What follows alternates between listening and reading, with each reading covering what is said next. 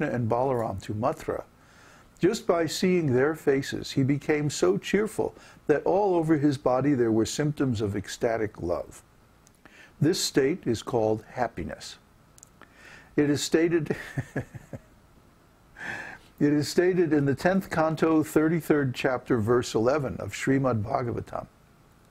Upon seeing that Krishna's arm was placed on her shoulder, one of the gopis engaged in the rasa dance became so ecstatically happy that she kissed Krishna on his cheek. This is an instance of feeling happiness because of achieving a desired goal. Yeah, so this happiness, this is something that we feel every day. I mean, it's extraordinary because people in this material world rarely feel such happiness. But at the same time, for us, it becomes ordinary. It becomes just normal because we experience it day after day very consistently. And the key to this happiness is surrendering completely to Krishna. If you're holding anything back, then there's always going to be some mental agitation, some disturbance of the mind. Because when the soul, when the consciousness comes in contact with the material energy, it's an incompatible situation, a disharmonious energy. So this means that as long as we do not buffer our engagements in this world with the thought of Krishna consciousness, in other words, I am dealing with this material object as part of my engagement in Krishna's service. See? Then the soul, the consciousness, is in touch with Krishna first, and the material world only indirectly. Otherwise, if we have to come directly in contact with material consciousness, oh, this is very disturbing, distressing, actually painful. Because the nature of the material energy and the spiritual energy are profoundly different. They don't go together. They're like oil and water. They don't mix. We can force them, but that's an artificial situation. If we have a bottle with oil and water in it, we can shake it up and artificially mix them by this agitation, see? But then when we stop the agitation and just set the bottle on the counter, they automatically separate again. This is the same thing with our consciousness and the material energy. Consciousness and material energy are so different that they don't go together unless we force them, unless we make some artificial agitation of the mind. And because of this agitation, then we feel suffering, disturbance of the mind. So in the natural state, we don't feel disturbance of the mind, we feel happiness, because the consciousness is in touch with the spiritual energy, beginning with our own consciousness. Brahmeti, Paramatmeti, Bhagavan-iti shabdyate. That this absolute truth is known in three phases of the impersonal Brahman, the indwelling supersoul, and the Supreme Personality of Godhead. And as we advance in spiritual life, we realize all these three, one after another. And this gives rise to great happiness. Eagerness. In the 10th canto, 71st chapter, verse 33 of Śrīmad-Bhāgavatam, it is said, when Kṛṣṇa first came from his kingdom, Dwarka, to Indraprastha, which is located in modern-day Delhi, the young females of the city became so eager to see him that even at night, when they were lying down with their husbands, they could not restrain their eagerness to see Kṛṣṇa. Even though they were not properly dressed, and although their hair was loose, and there were many household duties to perform, still they gave up everything and immediately went into the street to see Kṛṣṇa. This is an instance of eagerness in ecstatic love. In those times, the women did never go in the street. What to speak of with their hair loose? Oh, this was just like unheard of. Shocking. If a woman went in the street without an escort or without being in a palanquin, then she was immediately considered fallen, a prostitute, like that. A respectable woman in those days was never seen in public. If she went out, she went in a palanquin with the curtains drawn.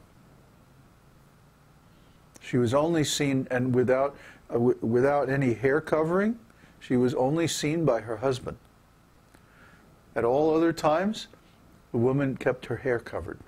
The hair is considered the most beautiful aspect of the woman in Vedic culture, the most attractive. So this was only for the enjoyment of the husband. So if these women went out in the street at night with hair uncovered to see Kṛṣṇa, oh, I mean, this is outrageous. This would cause talk and suspicion, huh? As the song says, after midnight.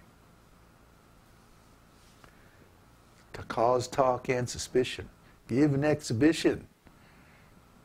Yeah, you're too young for these things. Anyway, so the women were going out and seeing Kṛṣṇa, even though they were supposed to be engaged in their household duties or lying down with their husband. This is an instance of eagerness in ecstatic love. In his book Stavavali, Sri Raghunath Das Goswami has prayed for the mercy of Radharani, who was so captivated by the flute vibrations of Kṛṣṇa that she immediately asked information of his whereabouts from the residents of the Vrindavan forest. Upon first seeing Kṛṣṇa, she was filled with such ecstatic love and pleasure that she began to scratch her ears. The damsels of Vraja and Radharani were very expert in talking cunningly. So as soon as they saw Kṛṣṇa, they began their talking. And Kṛṣṇa, pretending to go for some flowers for them, immediately left that place and entered into a mountain cave. This is another instance of eager, loving exchanges on the parts of both the gopis and Kṛṣṇa. You follow? No. Okay. So, Kṛṣṇa is in the forest, and he plays on his flute. And as soon as the gopis hear it, especially Radharani, they immediately go and seek out Kṛṣṇa. And when they see Kṛṣṇa, they become so ecstatic, they're like, wow. Yeah. Scratching the ears. So this is what a person does when they see something like beyond their expectation or their ability to comprehend. It's like, wow. Isn't it? You never done it? Oh. Yeah, there you go.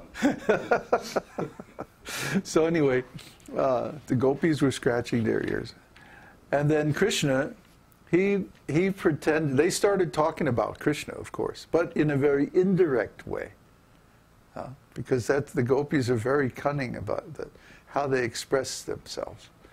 So then Kṛṣṇa, knowing, of course, everything, Kṛṣṇa pretended to look for some flowers, but actually he went into a cave.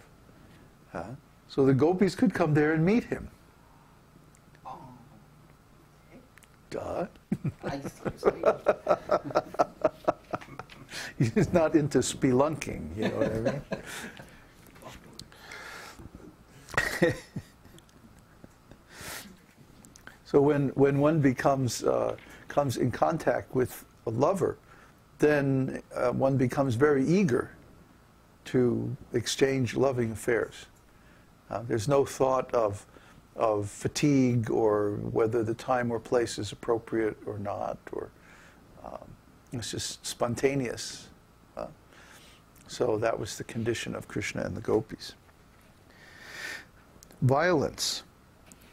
When Kṛṣṇa was fighting with the Kaliya snake by dancing on his heads, Kaliya bit Kṛṣṇa on the leg.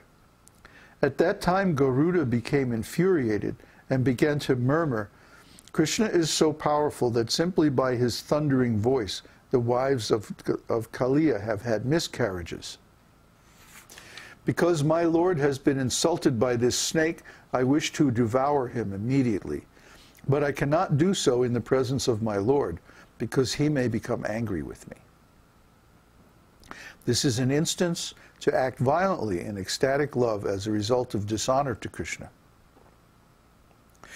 When Shishupal objected to the worship of Kṛṣṇa in the Rajasuya arena at a sacrifice organized by Maharaj Yudhishthir, Sahadev, the younger brother of Arjuna, said, "A person who cannot tolerate the worship of Kṛṣṇa is my enemy and is possessed of a demoniac nature.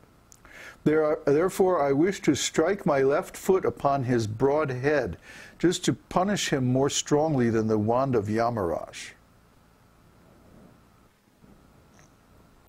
Then Baladev began to lament like this: "Oh, all auspiciousness to Lord Kṛṣṇa!